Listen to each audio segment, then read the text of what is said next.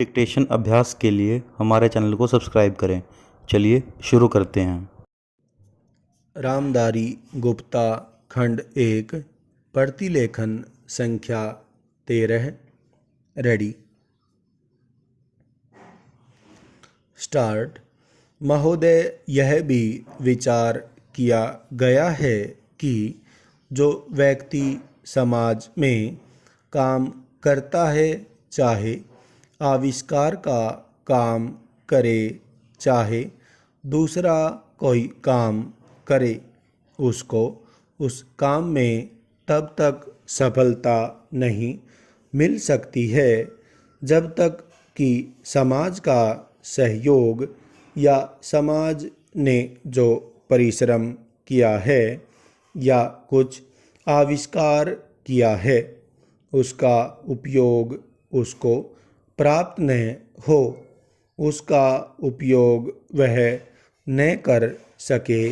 पूर्ण विराम। इसलिए जब भी कोई व्यक्ति किसी वस्तु का आविष्कार करता है तो आविष्कार करने में न केवल उसका अपना परिश्रम रहता है, लेकिन साथ ही साथ समाज ने जो काम किया होता है, चाहे विज्ञान के क्षेत्र में या प्रौद्योगिकी के क्षेत्र में या किसी अन्य क्षेत्र में, उस सब से भी वह लाभान्वित होता है। पूर्ण विराम। इसलिए जब हम किसी आविष्कार के अधिकार की रक्षा करना चाहते हैं तो उसके साथ साथ यह भी विचार हमारे दिमाग में आता है, जिस व्यक्ति ने समाज की सहायता से आविष्कार किया है, उस समाज को भी उसका फल अधिक से अधिक मिलना चाहिए। पूर्ण विराम। माननीय मंत्री जी ने भी कहा है कि पेटेंट लॉ इस सिद्धांत पर आधारित होना चाहिए। पूर्ण विराम। मैं समझता हूँ कि पेटेंट लॉ के पीछे दो सिद्धांत निश्चित हैं। पूर्ण विराम।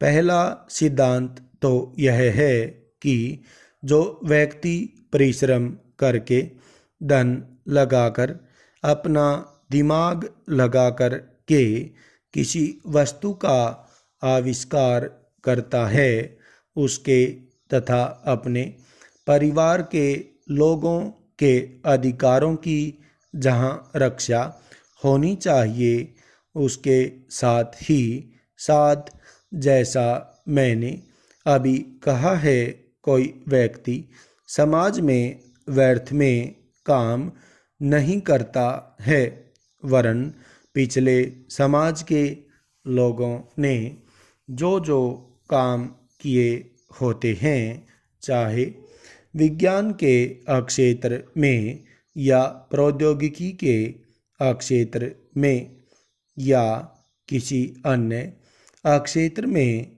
और जिनके आधार पर वह कोई आविष्कार करता है, उसको उसका प्रतिफल तो मिले, लेकिन जो परिणाम हो, उसका प्रतिफल समाज को भी मिलना चाहिए। पूर्ण विराम। मंत्री महोदय ने कहा है कि जो यह सिद्धांत है वह भी इस विधेयक के पीछे स्थापित किया गया है और इस बात का ध्यान रखा गया है कि जहां हम किसी व्यक्ति के आविष्कार के जो अधिकार हैं, चाहे धन के उपार्जन का अधिकार हो या प्रतिष्ठा प्राप्त करने का अधिकार हो, उसे प्रतिष्ठा का और चाहे धन का, दोनों का लाभ व्यक्ति विशेष को भी मिले। पूर्ण विराम। स्टॉप।